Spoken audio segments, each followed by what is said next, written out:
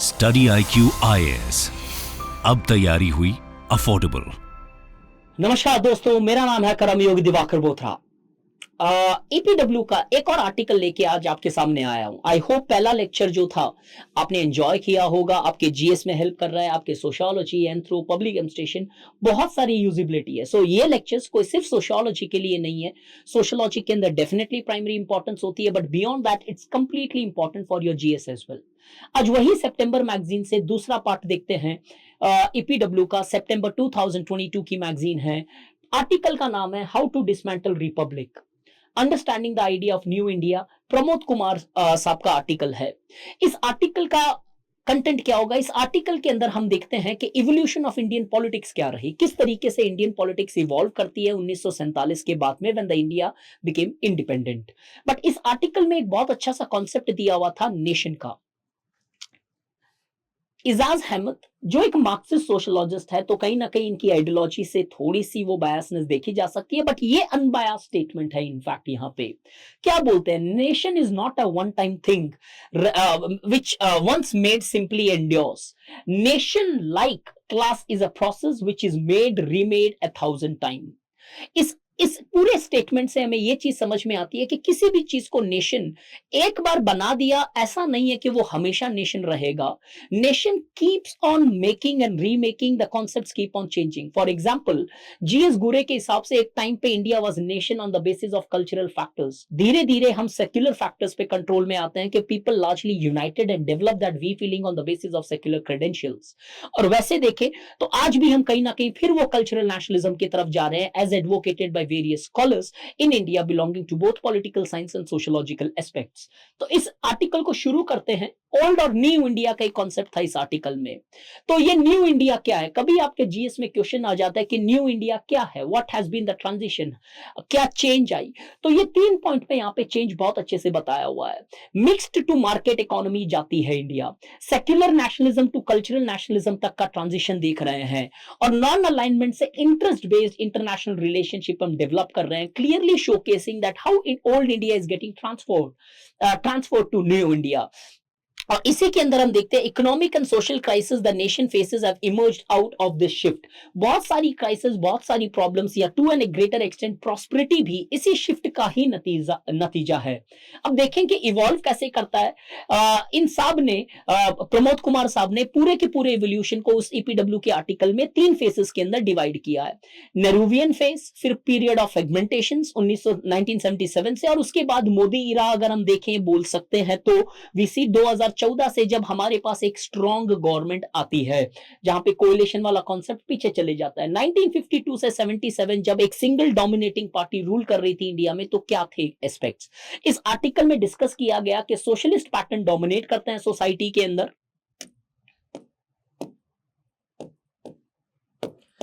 Socialist pattern dominate करते हैं, secularism का कॉन्सेप्ट बड़ा स्ट्रॉन्ग था, साइंटिफिक टेम्पर और वेलफेयरिज्म के ऊपर फोकस था, और the foreign policies were non alignment. तो फर्स्ट पॉलिटिक्स हमारी जो थी इन कुछ ना कुछ बेस पोस्टुलेट के ऊपर डिपेंड करती थी। The state commanded the economy. We know that because of socialistic tendencies which was present in the Indian National Congress dominated by the erstwhile prime minister honourable prime minister Jawaharlal Nehru, we see कि कहीं ना कहीं commanded the it largely state commanded the economy and control the economy which only changed over a period of time in the year 1991। ये माना जाता था कि जैसे जैसे मॉडर्निटी पे बहुत स्ट्रेस था, because our prime minister Jawaharlal Nehru advocated that what west have achieved in century India will achieve in decade। So we wanted fast progressive modernization with the development of large scale industries, and because the goal was not just to economic growth but it was also economic development, as the understanding was, माना गया कि ये modernisation जैसे जैसे होती रहेगी, ये जो प्राइमोर्डियल आइडेंटिटी जो कास्ट, रिलीजन, एथनिसिटी या लैंग्वेज की है, वो धीरे धीरे साइडलाइन होती चली जाएगी, and people will become more development conscious. However, ये मॉडल फेल कर जाता है, और इसके कारण हम दूसरे फेज में पहुंचते हैं हमारी इवोल्यूशन ऑफ इंडियन पॉलिटिक्स में, जो स्टार्ट होता है 1977 से और 2014 तक आके हम इसको शायद ब्रांड कर सकते हैं एज पर प्रमोद कुमार, जिन्होंने आर्टिकल लिखा ईपीडब्ल्यू सितंबर की इशू के अंदर। अब this period according to Pramod Kumar is called as period of fragmentation. क्या होता है? वो सेंट्रल रूल जो है खत्म होने लगता है। The major shift which happened, important point याद रखना, साइड में नोट्स भी बना सकते हो।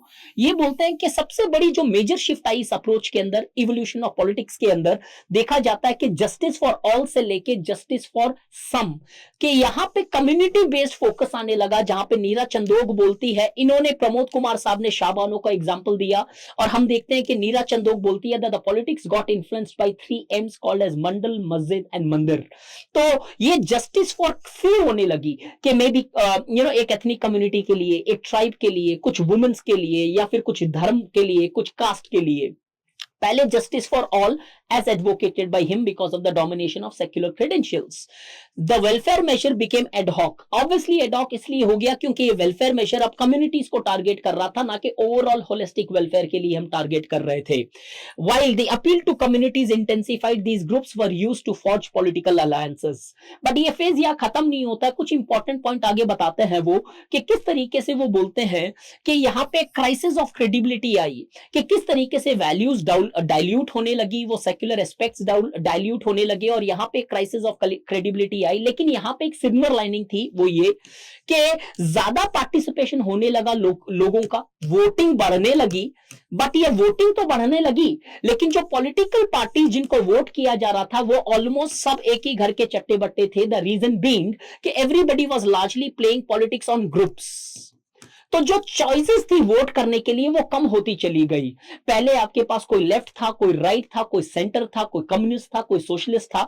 अब ये प्रमोद कुमार साहब बोलते हैं कि everybody now was playing the politics on the communities, therefore although the participation of people started increasing in the elections, but over a period of time it was seen that the choices were largely not available, and which resulted into what he calls as the crisis of credibility. तो ये खत्म होता हमारा second phase, और third phase में आते हैं जब हमारे honourable prime minister Modi ji ये गवर्नमेंट बनाते हैं 2014 में, जहां पे एक मेजॉरिटी से लेके कंप्लीट मेजॉरिटी तक का ट्रांजिशन दिखता है। कोई भी देश जिसमें मेजॉरिटी गवर्नमेंट होता है, the possibility of largely development becomes much more higher, जहां पे प्रॉम्प्ट डिसीजन लिए जा सकते हैं। For example the article 370 wouldn't have become a reality if we did not have a majority government with the back of steels, जो डिसीजन लेने में सक्षम है। बट हाउएवर इस आर्टिकल के अंदर यह बोला गया कि इस इरा के अंदर जो पॉलिटिक्स हुई, जो पॉलिटिक्स चल रही है, जो इवोल्यूशन हो रहा है, वो दो चीजों से हो रहा है। एक पॉपुलिज्म के ऊपर सरकार चल रही है, और दूसरा मेजॉरिटेरियनिज्म के ऊपर सरकार चल रही है, where the majority value of the people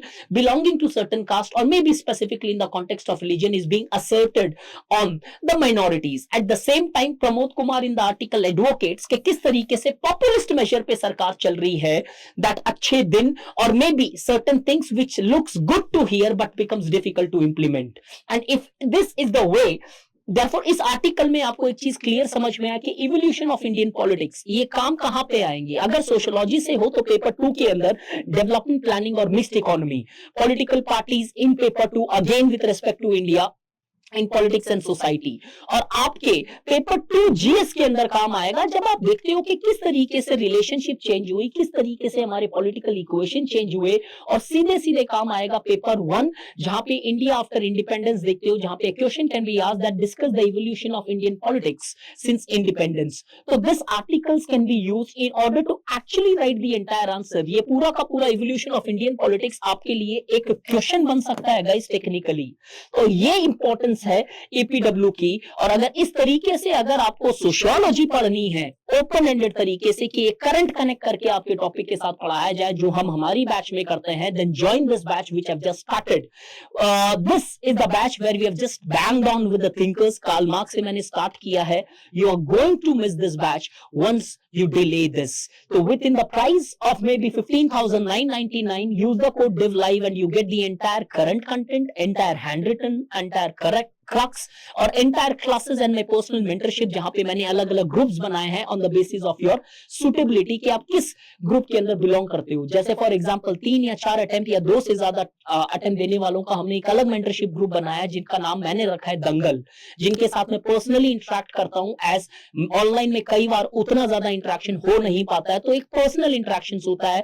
जो लेटेस्ट ज्वाइन करते हैं उनके अंदर हमने ग्रुप बना रखे हैं, जैसे दम लगा के हईशा या युवा, या फिर जिन्होंने खत्म कर रखा है, एक अटेम्प्ट दिया उसके लिए खिलाड़ी जो दिल्ली के अंदर रहता है, दिल्ली 6 जो मेरे से पर्सनली ऑफलाइन में इंटरेक्ट कर सकता है, और वैसे ही चक दे जो वर्किंग प्रोफेशनल्स है, जो वर्किंग काम भी कर रहे हैं, तैयारी भी कर रहे हैं, उनके लिए अलग सा ग्रुप है in order to motivate them and keep them channelised.